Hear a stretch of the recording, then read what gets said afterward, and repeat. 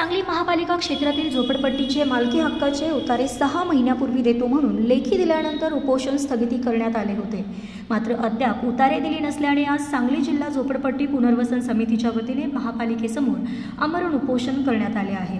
सांगली महापालिका असून सुद्धा मालकी हक्काचे उतारे दिले नसल्याचे खंत संघटन प्रमुख सूरज पवार यांनी व्यक्त केले आहे। आता त्या झोपडपट्टी वासियांना त्यांच्या मालकी हक्काचे 7/12 उतारा मिळण्यासाठी कारवाई करावी या मागणीकरिता सांगली जिल्हा झोपडपट्टी पुनर्वसन समितीच्या वतीने महापालिकेसमोर आमरण उपोषण करीत आहेत। यावेळी अध्यक्ष सुजित कुमार खाटे, उपाध्यक्ष रवींद्र सदामते, संघटन प्रमुख सूरज मामा पवार, कार्याध्यक्ष श्रीराम सासने, सचिव अर्जुन मजले, प्रियानंद कांबळे, सिद्धार्थ कुदळे, संजय आवळे, मुन्ना कुरणे यावेळी उपस्थित होते।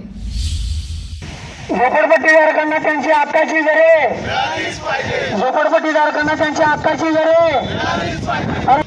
महापालिका आयुक्तांनी झोपडपट्टीधारकांना मालकी हक्काचे उतारे 1 महिन्याच्या आत देतो असं 6 महिन्यापूर्वी लेखी पत्र आम्हाला दिलेलं होतं। म्हणून त्यावेळेला आम्ही उपोषण स्थगित केलं आणि ते मालकी हक्काचे उतारे कधी देतील याची वाट बघत थांबलो। आज जवळपास 6 महिने झाले तरीही महापालिका प्रशासनाने आज अखेर मालकी हक्काचे उतारे झोपडपट्टीधारकांना दिलेले नाही आहेत। म्हणून महापालिकेनं या ठिकाणी आमच्या न्याय मागण्यांची फसवणूक केलेली आहे, झोपडपट्टीधारकांची फसवणूक केलेली आहे। झोपडपट्टीधारकांना वंचित ठेवण्याचं काम या ठिकाणी महापालिकेने केलेलं आहे आणि म्हणून यांच्या विरोधात या ठिकाणी पुन्हा एक वेळ आम्हाला आमरण उपोषणासाठी बसण्याची वेळ आलेली आहे। आता या ठिकाणी जोपर्यंत झोपडपट्टीधारकांचे मालकी हक्काचे उतारे घेत नाही तोपर्यंत या ठिकाणावरून आम्ही आमरण उपोषण सोडणार नाही, एवढीच ग्वाही या ठिकाणी देतो।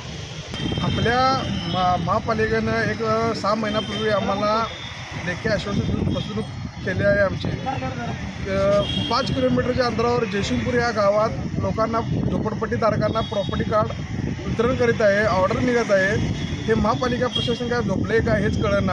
यांनी पण त्वरित नाही दिला तर उपोषण आम्ही आता बसलो आहे, पण याचा तीव्रता एवढा वाढणार की आम्ही महापालिकेवर जाऊन कब्जा करणार। आमचे जे झोपडपट्टीधारक हे आत घुसून त्यांना सोडगी केल्याशिवाय आम्ही राहणार नाही।